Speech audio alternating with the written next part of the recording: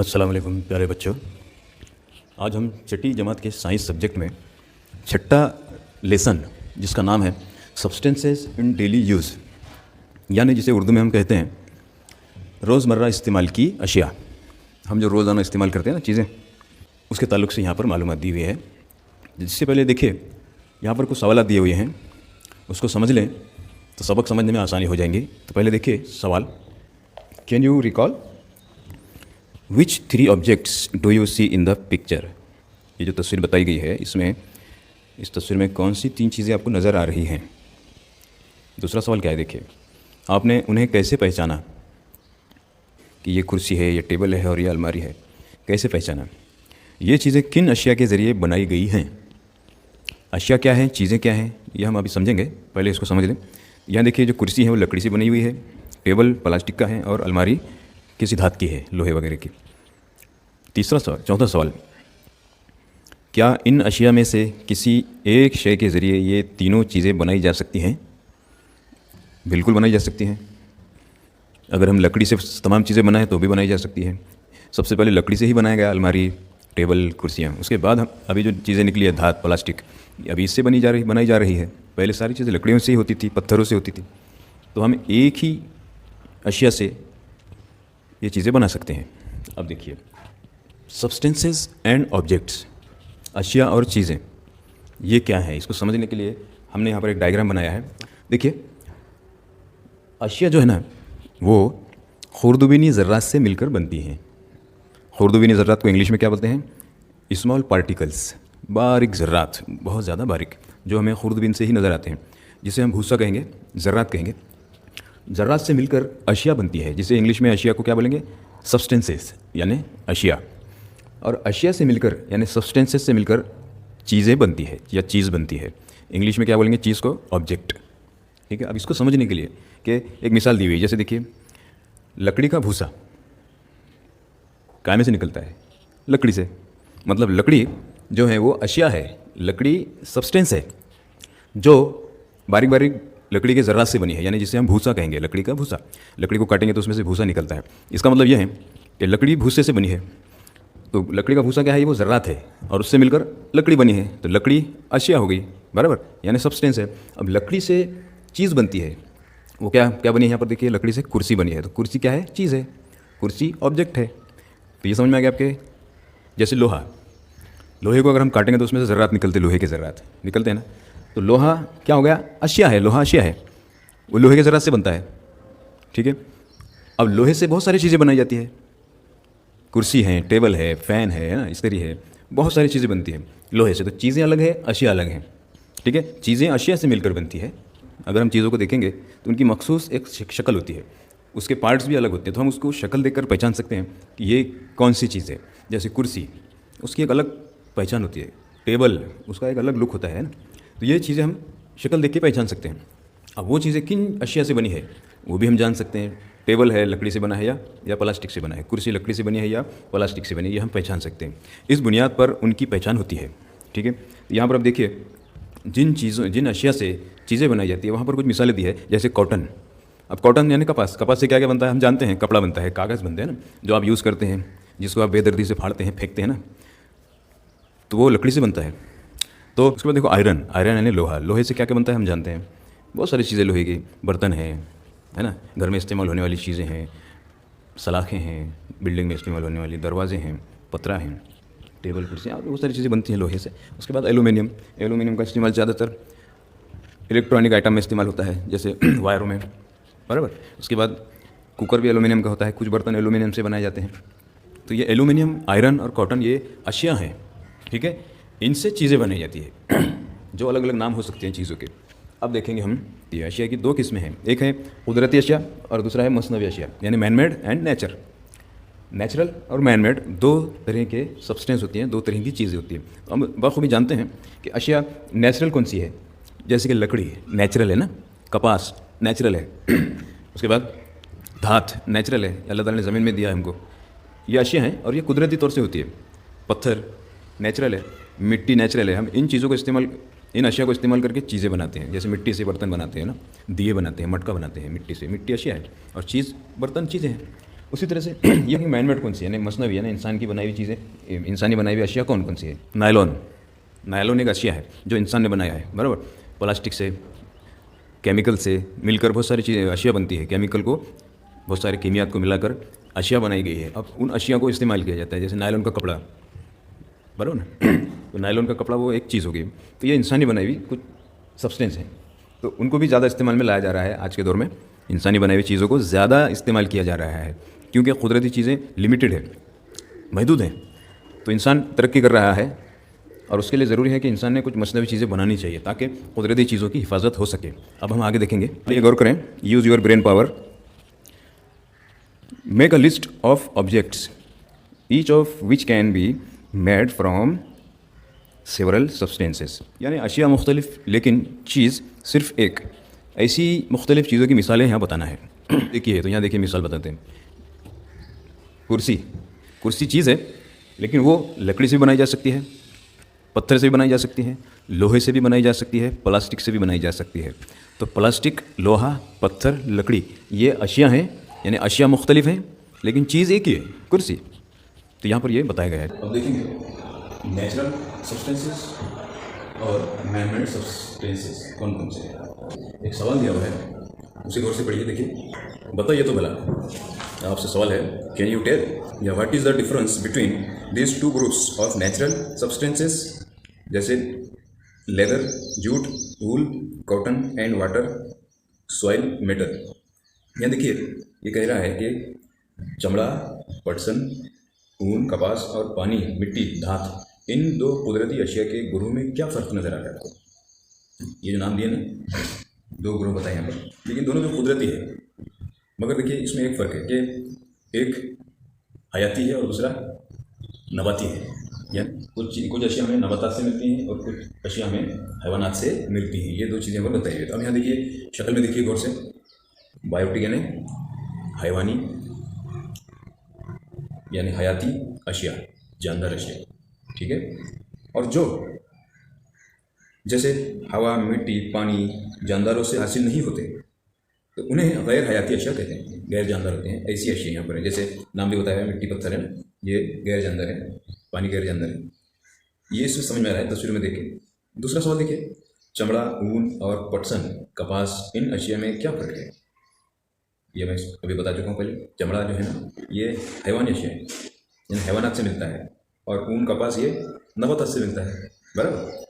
तो देखिए यहाँ पर एक, leather and wool are obtained from animals, they are of animal origin, यानी इनको क्या कहते हैं? हैवानी अशिया, यानी animal origin. Various jute and cotton are substances of plant origin, यानी और जो नबातात से हासिल होती हैं उन्हें नबाती अशिया कहते हैं। ये मैं बता चुका हूँ। तीसरा देखिए, क्या प्लास्टिक, नायलॉन, पीतल, सीमेंट वगैरह कुदरती तौर पर हासिल होती हैं? इसका जवाब क्या? नहीं, कुदरती नहीं। लेकिन ये जो है ना, कुदरती ही चीज़ों को लेकर उसके साथ कीमियाई अमल किया जाता है, कुदरती चीज़ों के साथ कीमियाई अमल किया जाता है, तब जाके मसनवी चीज़ें हासिल होती है। अब देखेंगे इंसान की बनाई हुई चीज़ें, यानी मैन मेड सब्सटेंसेस। देखिए, दस्तयाब कुदरती अशिया और मुख्तलिफ अमल के नतीजे में बनने वाली शय को इंसान की बनाई हुई शय कहते हैं, यानी new substances produced by processing naturally available substances are called man made substances, ठीक है। अब यहाँ देखिए इंसानी बनाई हुई चीज़ों की मिसालें दी हुई है इस टेबल में, गौर से देखिए।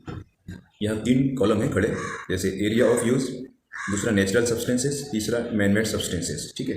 अब यहाँ एरिया ऑफ यूज़, उसके नीचे देखिए कंस्ट्रक्शन के लिए कौन कौन सी चीज़ें इस्तेमाल होती है। कंस्ट्रक्शन में तामीरात के लिए कदीम ज़माने की अशिया जो हैं, यानी नेचुरल सब्सटेंसेस जो है, दूसरा कॉलम वो है कदीम ज़माने की कुदरती अशिया, और तीसरा जो है आज के इंसानी बनाई हुई अशिया। आज और पिछले ज़माने में क्या फ़र्क था तामीरात में, ये बताया हुआ है। जैसे तामीरात में देखिए बाम्बू, पुराने ज़माने में बाम्बू का इस्तेमाल किया जाता था। स्टोन, पत्थर, सॉइल, मिट्टी, वुड, लकड़ी, कोकोनट, नारियल की चीज़ें इस्तेमाल होती थी, है ना, करंट्स, लाइम, नारियल के जो पत्ते होते थे ना, और चूना, इन चीज़ों का इस्तेमाल होता था पुराने ज़माने में। लेकिन आज क्या हुआ, आज के दौर में ईंट, सीमेंट, कंक्रीट, गैलोनाइज के पत्रे जो होते हैं, मिट्टी के कपड़े, नीचे और दिया हुआ है राइटिंग मटेरियल, यानी लिखने के लिए पुराने ज़माने में लकड़ियों का, बाम्बू का इस्तेमाल होता था पुराने ज़माने में, स्याही में डुबा कर लिखते थे। लेकिन आज देखिए वो तरीके हो चुकी है, इंसान ने नई नई चीज़ें ईजाद किया है, ठीक है। उसी तरह से धागा देखिए, थ्रेड्स, फाइबर, यार्न, ये धागे के नाम है, इसे फाइबर भी कहते हैं। पुराने ज़माने में कपास से बनाया जाता था, सिल्क यानी रेशम से बनाया जाता था कपड़ा, और ऊल यानी ऊन से। और अब क्या है, नायलॉन, रेयॉन, ये नए कपड़ों के नाम है, ठीक है। अगला टेबल दिया हुआ है यहाँ पर, यूज़ योर ब्रेन पावर। आइए गौर करें, यहाँ दिया है complete the table below showing how substances of daily use are classified. यानी इस्तेमाल की चीज़ों की दर्जाबंदी किस तरह करते हैं, इसलिए इसके लिए ज़ैल की जरूर मुकम्मल करना है। अब देखिए, सबसे पहले है हमारे इस्तेमाल की अशिया, यानी सब्सटेंसेज इन डेली यूज़। वो दो तरह के होते हैं। यहाँ पर एक है जो दिया हुआ है, जैसे इंसान की बनाई हुई अशिया, ये दिया हुआ है यानी मैन मेड, लेकिन दूसरा बॉक्स खाली है, उसमें क्या आएगा, नेचुरल। मैन मेड को और क्या कहते हैं लोग, उर्दू में दिया हुआ है मसनवी, मैन मेड यानी मसनवी। इंग्लिश में क्या रहेगा, आर्टिफिशियल, क्या रहेगा, आर्टिफिशियल। उसके बाद देखिए, कुदरती अशिया की दो किस्में हैं, एक है अबायोटिक यानी गैर हयाती, तो दूसरा क्या रहेगा, हयाती यानी बायोटिक। अब देखिए, बायोटिक की दो किस्में हैं। बायोटिक जो है ना, यानी जो हयाती हैं, वो दो तरह से पाए जाते हैं। एक है नबाती अशिया और दूसरा हैवानी अशिया, यानी नबातात से मिलने वाली अशिया और हैवानात से मिलने वाली अशिया। अब उसमें देखिए, नबातात से जो मिलती है अशिया वो कौन कौन सी है, उसकी मिसाल बताना है आपको। यहाँ पर देखिए, हैवानात से जो चीज़ें मिलती हैं वो यहाँ पर दिया हुआ है, जैसे लेदर यानी चमड़ा, ये हैवानात से मिलता है। तो प्लांट्स ओरिजिन क्या होगा, नबातात से कौन सी चीज़ मिलेंगी, कॉटन, कपास, ठीक है। ये टेबल पूरा हो। देखिए, glass can be made from sand and calcium carbonate, यानी रेत और चुनखड़ी से शीशा तैयार किया जाता है, लेकिन शीशे से दोबारा रेत और चुनखड़ी हासिल नहीं किए जा सकते हैं। हरी मिर्च, हरे टमाटर कुछ वक्त के बाद सुर्ख होते हुए आप देखते हैं, हरी मिर्च और टमाटर देखते हैं ना, वो आगे कुछ दिनों के बाद लाल हो जाते हैं, सुर्ख हो जाते हैं। क्या ये सुर्ख अशिया दोबारा हरी हो सकती है, नहीं हो सकती। इंसान की बनाई हुई अशिया बनाते वक्त मुख्तलिफ कीमियाई अमाल की वजह से अज्जा की खुसूसियात तब्दील होती हैं। ये तब्दीली कीमियाई तामुल की वजह से होती है, केमिकल प्रोसेस होता है, केमिकल प्रोसेस, जिसकी वजह से ये तब्दीली होती है। खुसूसियात में ये तब्दीली मुस्तकिल होती है, यानी हमेशा के लिए, यानी नई अशिया से दोबारा बुनियादी अशिया हासिल नहीं की जा सकती, इसलिए इसको मुस्तकिल तब्दीली कहते हैं, यानी जिसे इर्रिवर्सिबल चेंज कहेंगे, यानी जो हमेशा रहेगा। अब अगला देखिए, रबर की यहाँ देखिए दो किस्में होती हैं। एक रबर होता है नेचुरल यानी कुदरती रबर, और दूसरा होता है आर्टिफिशियल यानी मैन मेड रबर। अब यहाँ देखिए, नेचुरल जो रबर है, कुदरती रबर, एक खास किस्म के दरख्त से निकाला जाता है, उसकी एक खास बू होती है, और वो सफ़ेद कलर का झाग होता है, जैसे गोंद निकलता है ना दरख्तों से, गोंद निकलता है, उस तरह से ये भी रस निकलता है सफ़ेद कलर का, उसे बर्तन में जमा किया जाता है, और उसे जो अमल है, दरख्त को काटकर जो अमल किया जाता है उसे लेटिक्स कहते हैं, लेटिक्स अमल। उसके बाद जो दूसरा रबर है जो आर्टिफिशियल है, मैन मेड है, वो किस तरह से होता है, तो देखिए उसको वुल्कानाइजेशन कहते हैं। वुल्कानाइजेशन के तरीके से हम आर्टिफिशियल रबर हासिल कर सकते हैं। उसमें क्या होता है देखिए, अब रबर में थोड़ी सख्ती पैदा करने के लिए उसमें गंधक मिलाया जाता है, जिसे हम सल्फर कहते हैं इंग्लिश में। इससे क्या होता है, वो थोड़ा सख्त होता है। जो नेचुरल रबर होता है ना, वो फ्लेक्सिबल होता है, लचकदार होता है, लेकिन जो आर्टिफिशियल होता है वो रबर में सल्फर मिलाने से उसके अंदर सख्ती आ जाती है। तो हम उसको अपने ज़रूरत के हिसाब से यूज़ करते हैं। जैसे रबर का इस्तेमाल कहाँ होता है, आप तो जानते हैं, पेंसिल का मिटाने के लिए, ठीक है। बहुत सारी गाड़ियों के जो पहिए होते हैं ना, पहिए वो टायर के होते हैं, टायर रबर से बनता है। ऐसे और भी मुख्तलिफ इस्तेमाल है रबर के। बच्चों के खिलौने हैं, रबर के होते हैं, फ्लेक्सिबल होते हैं। बॉल होते हैं, क्रिकेट जो खेलते हैं, बॉल, रबरी बॉल जो होते हैं वो रबर के होते हैं। तो ये रबर का इस्तेमाल है, और उसकी सख्ती के मुताबिक उसको अलग अलग इस्तेमाल में लिया जाता है। चार्ल्स गुडियर के हाथ से रबर और गंधक का आमेजा गलती से जलते हुए स्टोव पर गिर गया। स्टोव बुझने के बाद उसने देखा कि रबर ज़्यादा सख्त और उसकी लचक कम हो गई है। यही तजुर्बा बाज़ाब्ता तरीके से करके उसने वुल्कानाइजेशन की दरियाफ्त की। रबर के सख्त टायर की वजह से नकल व हमल में आसानी हो गई। कागज़ की तैयारी। पेपर इज़ द सब्सटेंस और material formed due to the intertwining of the cellulose fibers in grass। कपास को अगर गौर करेंगे तो उसके अंदर रेशे होते हैं, रेशे एक दूसरे में फंसे होते हैं, उसका एक जाल जैसे नज़र आता है। जाल का इस्तेमाल करके कागज़ बनाया जाता है। कागज़ का यूज़ तो हम जानते हैं। धागे के लिए ज़रूरी है कि उसमें रेशे होना चाहिए जो एक दूसरे में फंसे होते हैं, अटके होते हैं, जिन्होंने एक मजबूत पकड़ बनाई हुई है। तो उसका उस खासियत का इस्तेमाल करके हम रस्सी, धागा, कपड़ा, कागज़ वगैरह बनाते हैं। ठीक है, अब देखेंगे कि पेपर कागज़ किस तरह से बनता है कंपनी के अंदर, कारखाने में कागज़ कैसे बनता है। तो यहाँ देखिए शक्ल में कागज़ बनाने के लिए सनोबर जैसे मखरूट नुमा दरख्तों का इस्तेमाल होता है। इन दरख्तों के तनों की छाल निकाल कर उसके बारीक बारीक टुकड़े कर दिए जाते हैं। उसमें कीमियाई मादे मिलाए जाते हैं, काफ़ी अर्से तक वो भिगा के रखते हैं, जिसके नतीजे में उसका एक लगदा तैयार होता है। कीमियाई मर होने पर उस लगदे के रेशेदार मादे अलग होते हैं। केमिकल प्रोसेस करने के बाद उसके रेशेदार मादे अलग होते हैं। इसमें कुछ रोगनियात मिलाए जाते हैं। ठीक है, केमिकल मिलाया जाता है, रोगनियात जिसे कहते हैं। इसे रोलर जो होते हैं उससे गुजारा जाता है, जिससे क्या होता है पतला होते जाता है। उसकी सफ़ेदी के लिए उसके अंदर और कीमियात मिलाया जाता है। इस तरह से कागज़ तैयार हो जाता है। कितनी मुश्किलात से बनते हैं पेपर, कितने दरख्त कटते हैं तब जाके कागज़ बनाए जाते हैं, तो उनकी कदर कीजिए। तो दरख्त बड़े पैमाने पर काटे जा रहे हैं, किसके लिए? कागज़ात बनाने के लिए, टिश्यू पेपर बनाने के लिए। ये कुदरती चीज़ें हैं, इनका एहतियाती के साथ इस्तेमाल करें। अगले टेबल में देखिए, क्या आप जानते हैं कि हिंदुस्तान में, भारत में अखबारी कागज़ बनाने वाला, न्यूज़पेपर बनाने वाला पहला कारखाना 1955 ईस्वी में नेपा नगर यानी मध्य प्रदेश में कायम किया गया। सोनगढ़ यानी गुजरात में सोनगढ़ नाम का इलाका है, इसमें भी कागज़ बनता है, आज भी बनता है। महाराष्ट्र में चंद्रपुर के करीब बल्लारपुर में भी कागज़ बनाने के कारखाने हैं। सिंथेटिक फाइबर्स और थ्रेड्स यानी जिसे मसनवी धागे कहा जाता है, कुदरती धागों से यानी कॉटन से, रेशम से कपड़े बनने के बाद उसकी किल्लत को महसूस करके सिंथेटिक फाइबर्स और थ्रेड्स धागे बनाए गए, मसनवी धागे, जिसकी मांग पूरे दुनिया में, सारी दुनिया में बहुत ज़्यादा है। अब इसमें देखिए कौन कौन से मसनवी धागे हैं। तो इसमें दिया हुआ है नायलॉन, डेक्रॉन, टेरिलेंस, पॉलिस्टर और रेयॉन। ये मसनवी धागे हैं।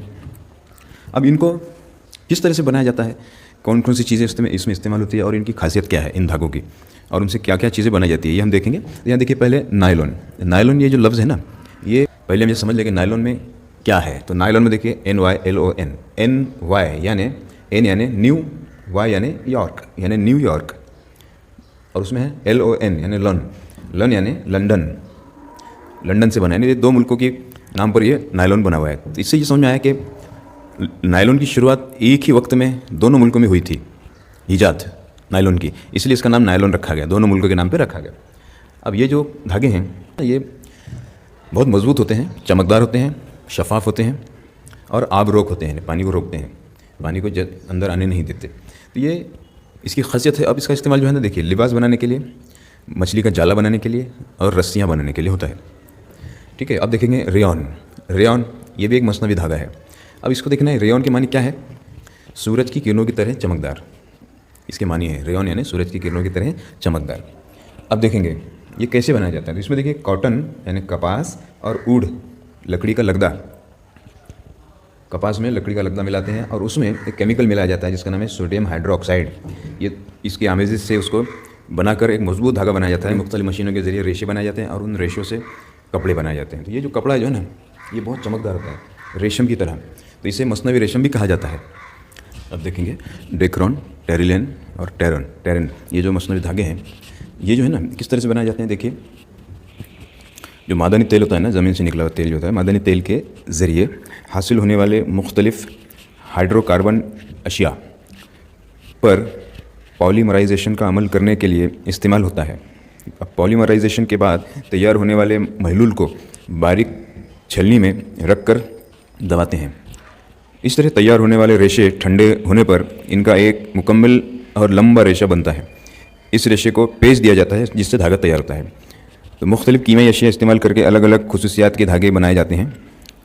इन्हीं धागों को डेक्रॉन, टेरिन जैसे मुख्तलिफ नाम दिए गए हैं।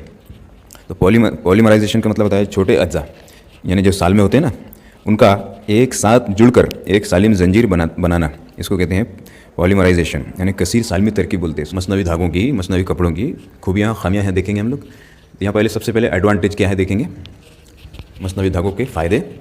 ایک دیکھیے زیادہ مقدار میں بنائے جا سکتے ہیں، یعنی بہت زیادہ بنا سکتے ہیں ہم لوگ، اس کی قلت نہیں ہوگی، ایک یہ فائدہ ہے۔ دوسرا اس کی قیمت جو کم ہوتی ہے، ان کے دھاگوں کی قیمت بہت کم ہوتی ہے، تو اس کی کپڑوں کی بھی قیمت تھوڑی کم ہوتی ہے، ہم آسانی سے خرید سکتے ہیں، یہ ایک خوبی ہے۔ اگلا ہے مضبوط بہت ہوتے ہیں، یہ بہت زیادہ مضبوط ہوتے ہیں۔ مضبوطی کی وجہ سے ان کی جو عرصے حیات ہے نا، لمبے عرصے تک وہ ٹکتے ہیں، زیادہ دن تک ہم استعمال کر سکتے ہیں۔ اب یہ آب روک ہوتے ہیں، یعنی پانی جذب نہیں کرتے، گیلے بھی نہیں ہوتے، ٹھیک ہے۔ اگلا ہے یہ بہت ہلکے پھلکے ہوتے ہیں اور استعمال کے لیے بہت آسان سہولت بخش ہوتے ہیں، چمکدار ہوتے ہیں، جس کی وجہ سے ہماری شخصیت میں اضافہ ہوتا ہے، ٹھیک ہے۔ اور اس پہ جھریاں نہیں پڑتی، شکنیں نہیں پڑتی، یہ خوبیاں ہیں۔ اب دیکھیں گے خامیاں کیا کیا ہیں، شارٹ کمنگس کون کون سی ہے۔ اس میں آب روک ہونے کی وجہ سے کیا ہوتا ہے، نقصان ہو سکتا ہے، ہمارا جو پسینہ ہے نا وہ جذب نہیں ہو سکتا اس کے اندر، اس لیے ہم کو کیا ہوگا، جلدی امراض ہوں گی، بیماریاں ہوں گی، جلد ہماری خراب ہوں گی، کھجلی وغیرہ جو۔ اسے ہم زیادہ دن تک استعمال کریں، ایک کم وقت کے لیے استعمال کریں تو ان بیماریوں سے ہم بچ سکتے ہیں۔ تو زیادہ لمبے عرصے تک کپڑے نہ پہنیں، ٹھیک ہے۔ گرمی کے موسم میں ان کپڑوں کا استعمال نہ کریں، اکثر گرمی کے موسم میں یہ کپڑے پہننے سے ہی بیماریاں لاحق ہو سکتی ہیں جلد کی۔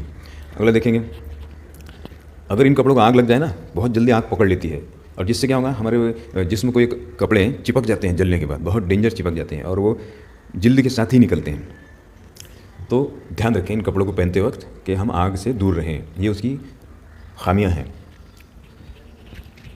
اب یہ کپڑے اگر ہم زمین پہ پھینک دیتے ہیں تو یہ زمین میں جذب نہیں ہوتے، خوردبین ذرات ان کو زمین میں ایبزورب نہیں کرتے، جس طرح سے اگر ہم کاٹن کے کپڑے جو ہیں، کپاس کے کپڑے یا اور دوسرے جو کپڑے اون کے کپڑے جو ہوتے ہیں نا، قدرتی چیزوں سے جو بنائے جاتے ہیں وہ کپڑوں کو اگر زمین میں پھینک دیں تو وہ زمین میں سڑ جاتے ہیں، زمین میں مل جاتے ہیں، اس پر خوردبینی عمل ہوتا ہے اور وہ زمین میں جذب ہو جاتے ہیں۔ لیکن یہ کپڑے ایسے نہیں ہیں، یہ سڑتے نہیں ہیں زمین میں، یہ ان کی خامیاں ہیں۔ اس ٹیبل پر دیکھیے، ہمیشہ ذہن نشین کیجیے، ماحول کو بچانے کے لیے درختوں کی حفاظت کیجیے، درختوں کو بچانے کے لیے کاغذ بچائیے، اس کے لیے کاغذ کا استعمال کفایت سے کیجیے، کاغذ کا استعمال پورا کیجیے۔ ہم تھوڑا استعمال کرتے ہیں، ایک لفظ لکھنے کے لیے پورا کاغذ ہم ویسٹ کر لیتے ہیں، برباد کر لیتے ہیں، تو اس کا خیال رکھیں۔ پٹھے کو بھی مت پھینکیے، جو کارٹونس آتے ہیں نا ہمارے گھروں میں، چاکلیٹ کے پلاسٹک سے باکس آتے ہیں جو کاغذ کے ہوتے ہیں، پٹھے کرتے ہیں، ان کو مت پھینکیے، بلکہ کباڑی کو دیجیے، بھنگار والے کو دیجیے، تاکہ اس سے ریسائیکل ہو کر واپس کاغذ بن سکے، دوسری چیزیں بنائی جا سکے، مت پھینکیے اس کو۔ مصنوعی دھاگوں کی خامیوں کو دیکھتے ہوئے مناسب طریقے سے ان کا استعمال کیا جائے تو یہ فائدہ مند ہوں گے اور قدرتی وسائل پر تناؤ کم پڑے گا، یہ باتیں دھیان میں رکھنا ہے۔